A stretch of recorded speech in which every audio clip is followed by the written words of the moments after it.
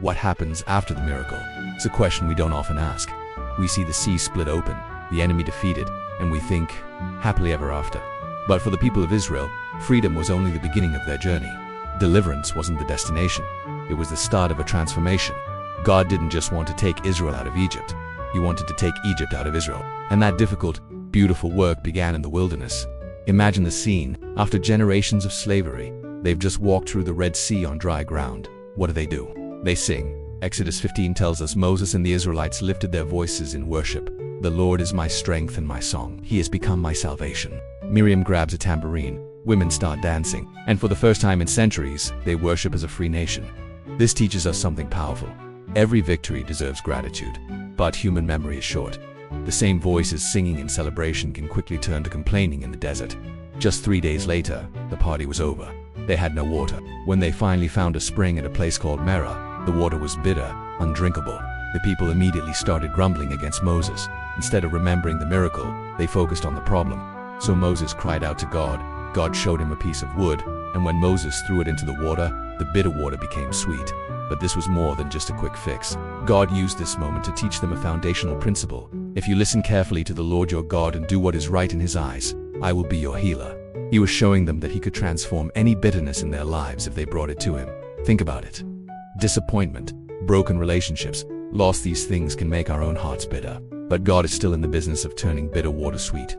He was already teaching them obedience, even before the 10 Commandments. Freedom without direction is just chaos. A month into their journey, the complaints started again. This time it was about food, and they said something shocking. We wish we had died in Egypt where we had food.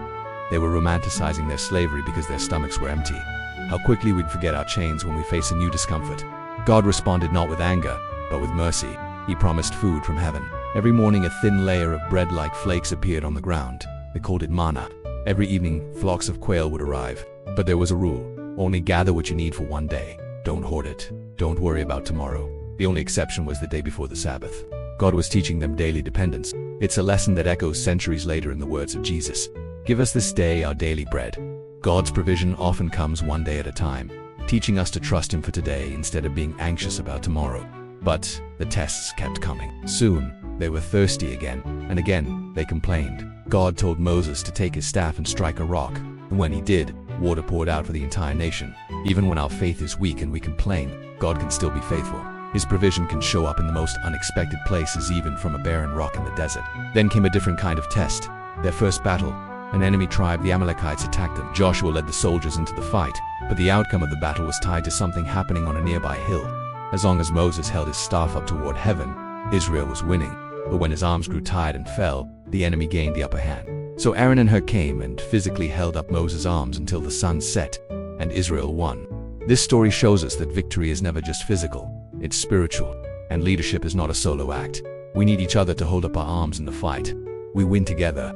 Finally, 3 months after leaving Egypt, the Israelites arrived at the foot of Mount Sinai.